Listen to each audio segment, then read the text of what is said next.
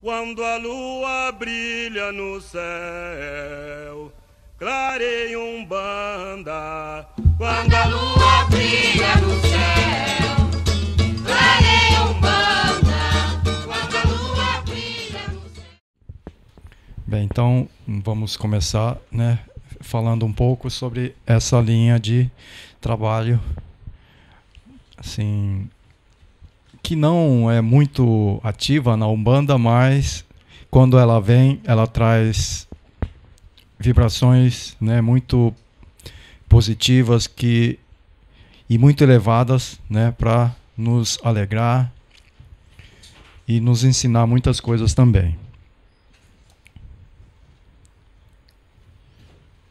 Alguém pode ler? A linha das crianças. A linha das crianças, nos centros de Umbanda, é de todas a mais misteriosa. Esses espíritos infantis nos surpreendem pela ternura, inocência, argúcia, carinho e amor que vibram quando incorporam em seus médiuns. O arquétipo, a imagem, não foi fornecida pelo lado material da vida, pois uma criança com seus 7, 8 ou 9 anos de idade, por mais inteligente que seja, não está apta intelectualmente a orientar adultos atormentados por profundos desequilíbrios no espírito ou na vida material.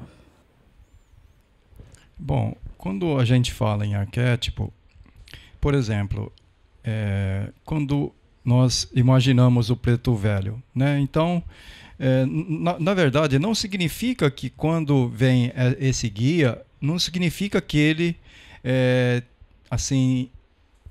teve uma encarnação necessariamente como um negro escravo, ou que tenha até chegado nessa idade avançada, mas simplesmente significa que ele traz essa imagem, que é a imagem da pessoa sábia, da pessoa que conseguiu perdoar, Então, é justamente isso. Quando a gente fala em arquétipo, é justamente esse significado que esse guia vem nos trazer quando ele incorpora essa imagem, esse arquétipo de um preto velho, que ele vem trazer isso, a humildade, a sabedoria e o perdão. Da mesma forma que os outros guias também, cada um com o seu arquétipo, vem trazer, então, para nós um significado. E as crianças, da mesma forma. O arquétipo caboclo fundamentou-se no índio brasileiro e no mestiço. O arquétipo preto velho fundamentou-se no preto já ancião, rezador, mandingueiro e curador. O arquétipo criança fundamentou-se na inocência, na franqueza e na ingenuidade dos seres encantados, ainda na primeira idade, a infantil. Então, aqui nós estamos vendo que existem algumas correntes umbandistas, que colocam a linha das crianças como um arquétipo, Embora existam outras linhas umbandistas que pregam, que essa linha das crianças não seria um arquétipo, não teria assim uma imagem, uma coisa assim. Seria mais assim como se fosse uma fase que nós vivemos. Seria uma fase da fase das crianças que todos nós passamos, Então seria assim mais como uma fase da vida nossa, Então, e apesar dessas diferenças que existem, nessas diversas correntes de Umbanda, nós devemos nos fixar exatamente na essência que essa linha vem nos trazer, nos passar, que é justamente essa alegria no viver, o desprendimento, o perdão sem condição, não condiciona nada, eles perdoam sem, assim, na mais pura inocência, e essa pureza que eles carregam dentro de si, que é o mais importante. E nós percebemos, que esse magnetismo enorme que eles carregam e nos trazem, e todas aquelas pessoas que se permitem envolver por essa energia, eles vão perceber que depois dos trabalhos que quando os herês vêm, né, a gente vai se sentir assim mais leve, mais alegre, porque mesmo imperceptivelmente eles vêm e faz todo esse trabalho de retirar esses pesos que nós carregamos, às vezes sem necessidade, né, dentro de nós. Você quer colocar alguma coisa? Talvez você vá falar ainda, não sei, mas a gente vê assim, né, como é realmente bonito ver isso, porque a gente vê assim, às vezes a gente está com tantos problemas e a gente vai numa gira de criança, aí vê aquela criança, aquele adulto brincando com um carrinho ou com uma boneca, né? E a gente se pega ali brincando com eles também. Sutilmente eles estão trabalhando aquilo que está dentro da gente, as nossas dores. Ali a gente já começa a sorrir e nem se lembra do porquê a gente foi ali, do porquê o que a gente foi buscar, porque a gente se envolve. Então é uma linha muito sutil que trabalha nosso íntimo, mais profundo, sem nem a gente perceber. Numa brincadeira que eles estão fazendo, quando eles pegam na mão do consulente para brincar de roda, né? Eles estão trabalhando cada coisa que está dentro da gente. É isso? Isso. Vai continuando. Há dimensões inteiras habitadas por espíritos nesse estágio, é isso? Evolutivo, conhecido do lado oculto da vida como estágio encantado. Então, da mesma forma, né, que existem correntes umbandistas que dizem, né, que as crianças nunca tiveram assim uma encarnação, né? Então os herês que vêm e apresentam na Umbanda, então tem algumas correntes que pregam isso, que são espíritos que vivem nesse estágio, nessa dimensão, né? E que eles classificam como 7, e essa seria acho que a 5ª dimensão. Então seria assim, seres encantados. Isso é uma teoria vinda pelo Rubens Saraceni, né? Que os encantados seriam os espíritos infantis, a essência mais pura do orixá. Isso, né? Da criação. As ondinas, né? Das sereias, né? De Iemanjá, a essência mais pura da criação do orixá. Então eles não tiveram uma vida encantada, ou uma vida encarnada. Isso. Aí a gente se pega assim, tá, mas aí eu recebo uma criança... Ele fala que foi isso, foi aquilo, que né? nasceu aqui, como Isso. eu tinha a Aninha, que não vem mais. Então, aí o que acaba acontecendo? É que, na verdade, tem muitas pessoas que, às vezes, ficam como se fosse garimpeiro dos espíritos, quer saber o que o espírito foi e o que não foi. E, muitas vezes, o espírito, assim, para não dar uma resposta mais educada, ele simplesmente dá, né, passa essas coisas que ele fala que encarnou assim, assim, assado, mas na verdade ele fala isso só para assim, deixar a pessoa contente com alguma coisa, mas não significa necessariamente que ele tenha feito isso ou tenha encarnado desse jeito, né? São simplesmente o que nós devemos preocupar na realidade não é o que o espírito foi quando encarnado, o que ele fez, o nome que ele tinha, mas sim com a mensagem contida nessa linha de trabalho. Então, cada linha de trabalho trabalha, digamos assim,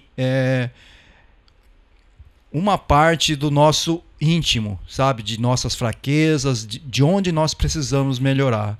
E, no caso da linha das crianças, eles conseguem trabalhar muito assim na parte do sentimento, né? Na parte... Assim, eles trabalham também muito na cura, na saúde das pessoas. Então, eles conseguem ter esse alcance justamente por ter essa pureza, esse mais alto grau espiritual.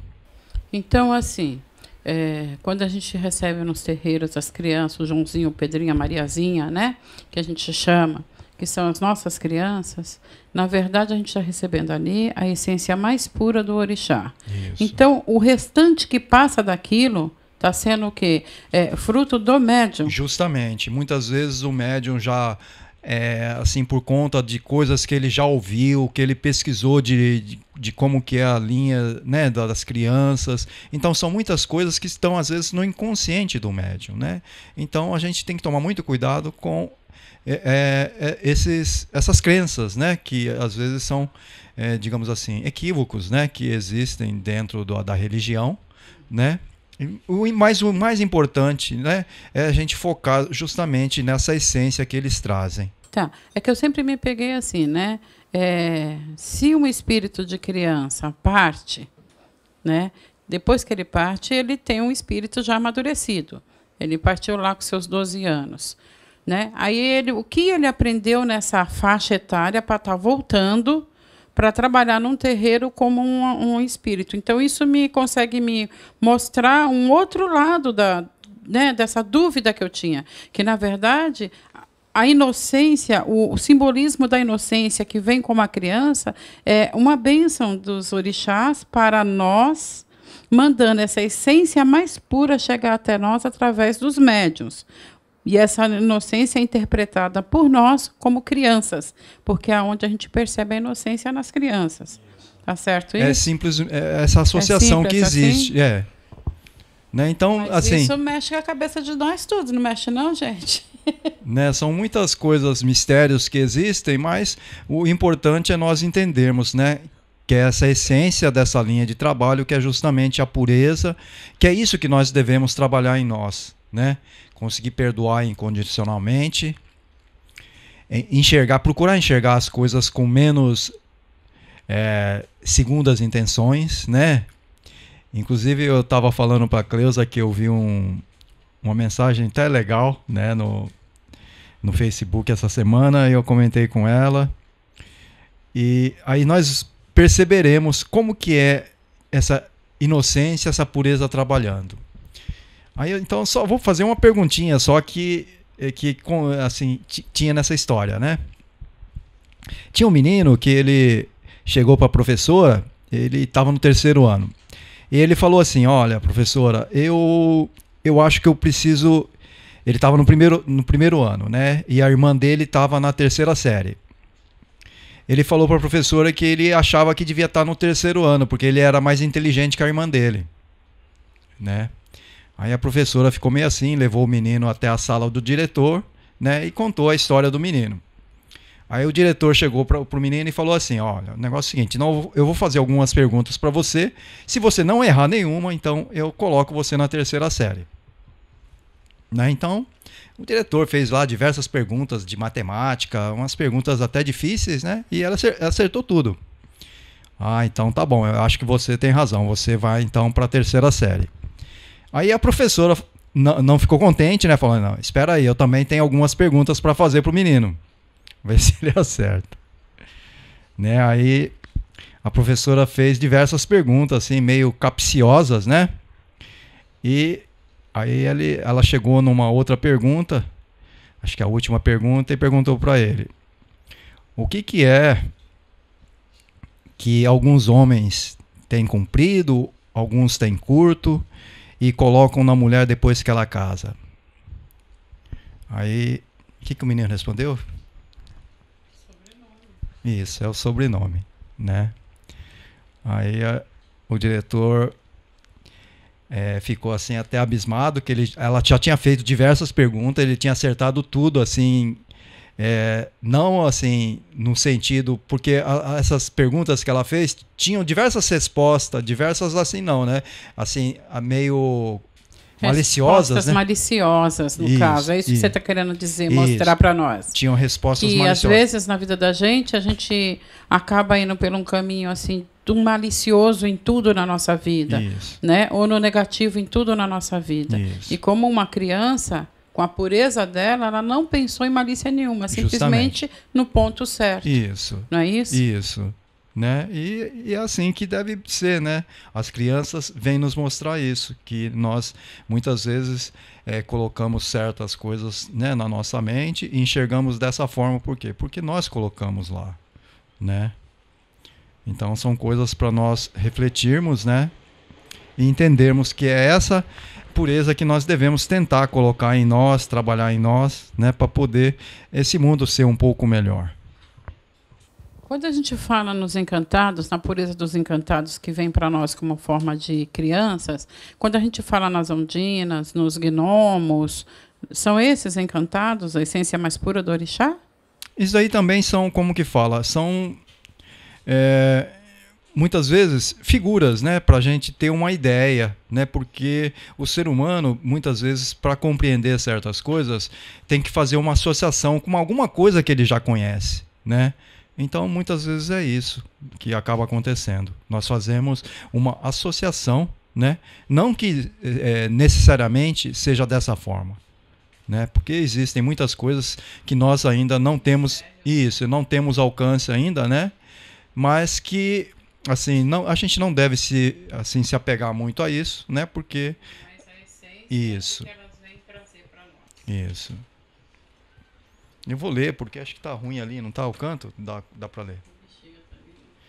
Então, os herês, eles se realizam em benefício dos frequentadores das suas sessões de trabalho ou com as forças da natureza quando são oferendados em jardins, à beira-mar, nas cachoeiras ou em bosques frutíferos, que são esses locais, né, onde eles têm grande atuação. São os pontos de força deles, né, das crianças. Então, há algo muito forte por trás do arquétipo. Vejamos aqui que são algumas correntes que acreditam que seja arquétipo, tá? Por isso que nós estamos colocando isso. E esse algo são os orixás encantados, os regentes da evolução dos espíritos, ainda na primeira idade. Então as crianças se manifestam influenciadas pelos 4 elementos, assim como muitas outras linhas de Umbanda. As que têm a terra... Acho que já dá para ler, não dá? As que têm a terra como elemento predominante são mais comportadas. Então, quando a gente vê aquelas crianças mais comportadas, boazinhas, elas têm um elemento delas ligado mais à terra, né? São caladas e quietas. As que têm mais afinidade com a água são mais carinhosas e melodiosas na sua expressão. As crianças que têm o ar como elemento principal são expansivas, alegres e dinâmicas. Aquelas regidas pelo elemento fogo são irritadiças, irrequietas e querem ter sempre suas vontades atendidas prontamente. Dali a gente já percebe, né, da nossa energia, quando a criança vem, se ela está vindo pelo elemento terra, água, ar ou fogo, né? Da onde vem a essência dessa criança. Eu acredito a da Cibele deve vir lá do fogo, né, Cibele? Foi para brincar, para vocês sorrirem um pouco. Né? E da mesma forma, né, quando nós nos tornamos adultos, né, nós carregamos muitas dessas características também, né? Porque quando nós nos tornamos adultos, né, essas características parece que nos acompanham também, né? Mãe Oxum e Pai Oxumaré, Senhor das cores, do arco-íris, da renovação, da alegria, são os orixás sustentadores da linha dos herês. Né? Então, como toda linha de trabalho, né, possui um orixá sustentador, então esses 2 orixás são o que sustentam, né, essa linha das crianças, dos herês. E como uma das características do orixá Pai Oxumaré é justamente esse negócio de cuidar da renovação, da alegria, né? Ele faz parte, então, da sustentação dessa linha. Um pouquinho de conhecimento sobre os IBGs na África. Já está acabando, tá, gente? Quando a gente está no horário. Os IBGs são ou IBEGES, né? Depende, tem lugar que fala, acentua, né? O primeiro E, mas não importa a leitura, né? De qualquer forma, é para entendimento só. São as divindades gêmeas, né? Orixás gêmeas ou orixá duplo, são os orixás africanos que protegem a todos, mas principalmente as crianças, gêmeos e partos múltiplos. Né, Cibele? Você deve conhecer muito essa energia. Né? Então são conhecidos na Umbanda como os orixás de amor e alegria. Ibeje é formado a partir do princípio básico da dualidade. Entre as divindades africanas, Ibeje é o que indica a contradição, os opostos que caminham juntos. E Beji mostra que todas as coisas, em todas as circunstâncias, têm dois lados e que a justiça só pode ser feita se as duas medidas forem pesadas, se os dois lados forem ouvidos sob os mesmos critérios. É a divindade da brincadeira, da alegria, e sua regência está ligada à infância, à alegria, à inocência e à ingenuidade. Então, quando... no caso, né, desses pais que tiveram um filho depois desses gêmeos, tá? Se chamou Dou, seria, né?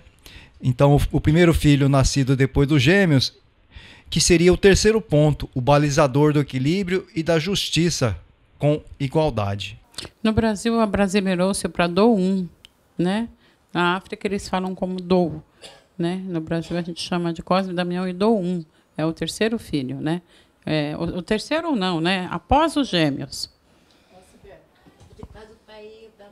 Não, o Dou. Então, para equilibrar, tá faltando o que vem depois, Sibeli. É o equilíbrio. E continuando, né? O orixá Ibeji apresenta-se normalmente sob a forma de criança. O espírito de criança, da forma que desencarnou, mantendo as características espirituais que tinha quando em vida. Desta maneira, permitem e facilitam uma melhor comunicação com as nossas crianças e com a linha espiritual na qual atuam, servindo como espíritos puros aos propósitos das missões que lhes são destinadas, trazendo a cura para as doenças e amparo para as crianças enquanto estão na condição terrestre de um ser puro e inocente, e também para animais indefesos. Seus domínios, ambientes naturais de manifestação e atuação são em jardins, parques extensos, gramados, cachoeiras, praias, locais com muitos recursos naturais, riachos e rios calmos, campos na florada. Sua cor é o rosa.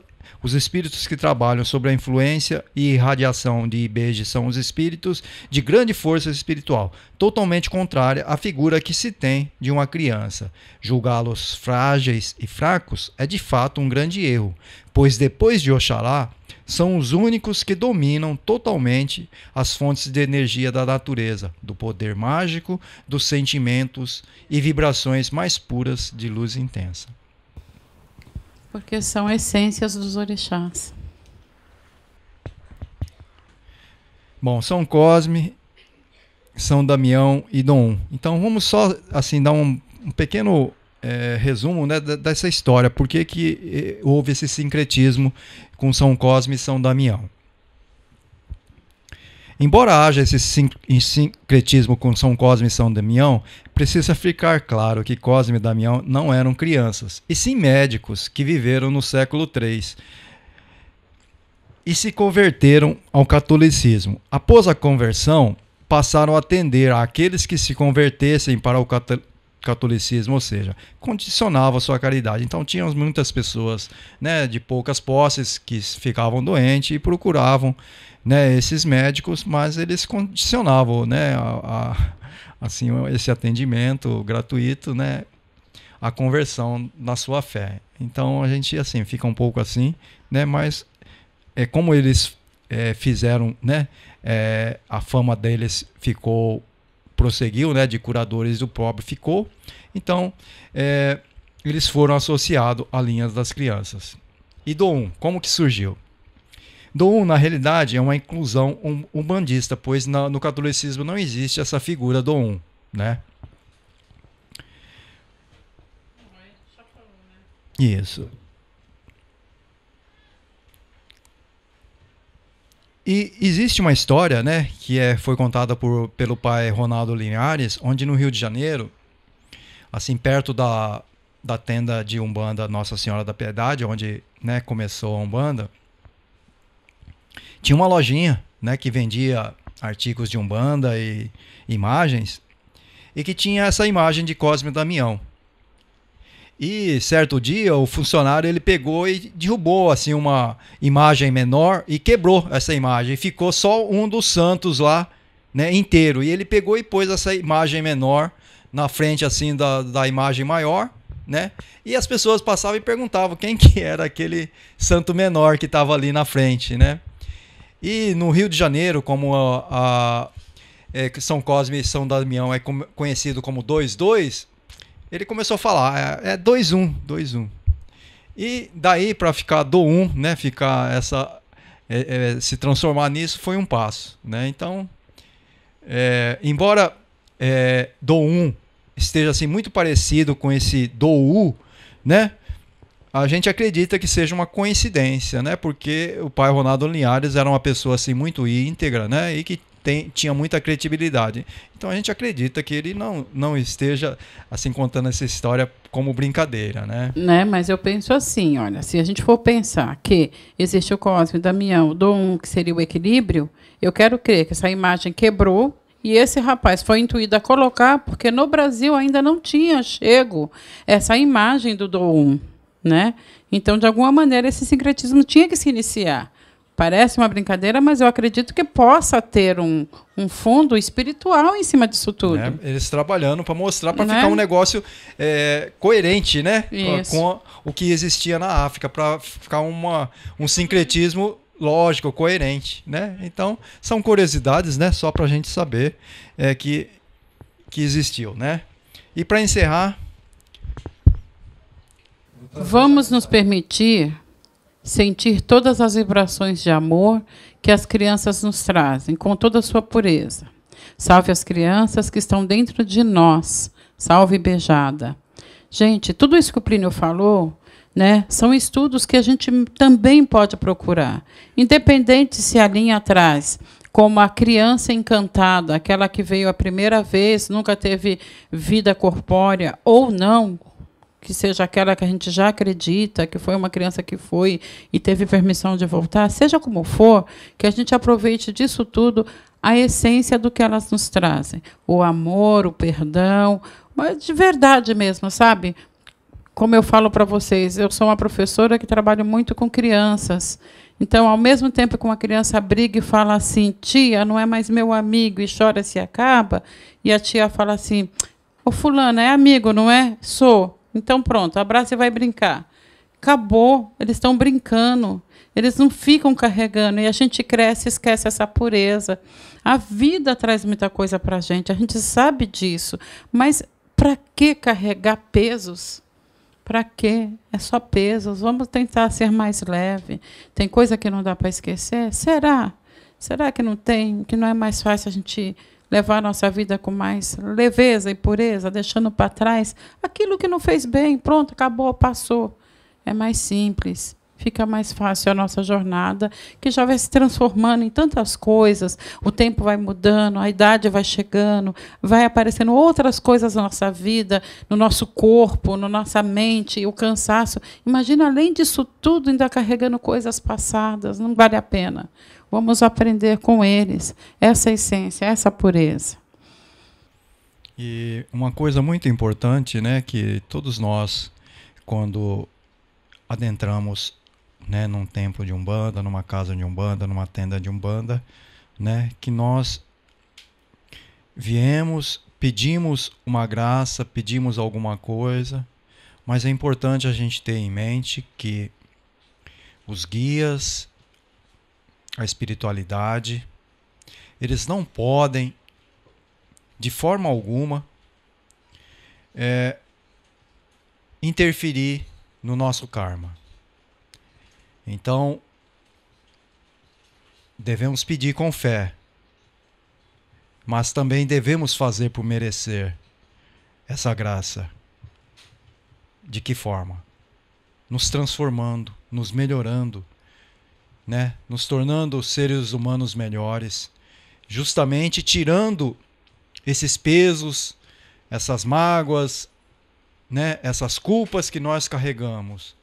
Então, o importante é isso, entender que a graça nós devemos pedir, mas não esquecer de também fazer por merecê-las, né? Que é o mais importante. Obrigado.